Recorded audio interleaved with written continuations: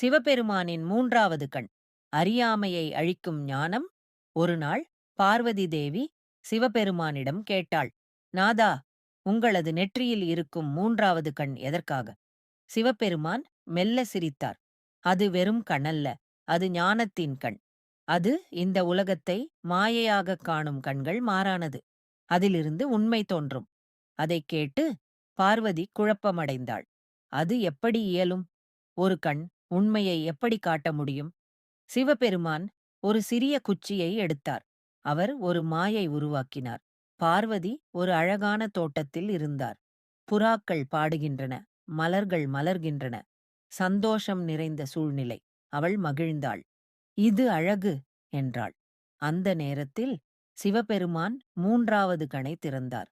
அவளது கண்களில் தோட்டம் அழிந்தது, மலர்கள் காய்ந்தன, புறாக்கள் மாயமானது. அவள் பதறி கேட்டாள், நாதா, என்ன ஆயிற்று? சிவபெருமான் சொன்னார், மாயை அழியும், உண்மை மட்டும் நிலைக்கும். மூன்றாவது கண் மாயையை சுடும். இது அறியாமையை அழிக்கும் ஞானத்தின் சுடர். இது ஒரு கோபக் கண் அல்ல, அது மனதில் பொய்யானவற்றைக் கரைக்கும் ஞானக்கண். பார்வதி நிமிர்ந்து பார்த்தாள். அவளது மனம் அமைதியடைந்தது.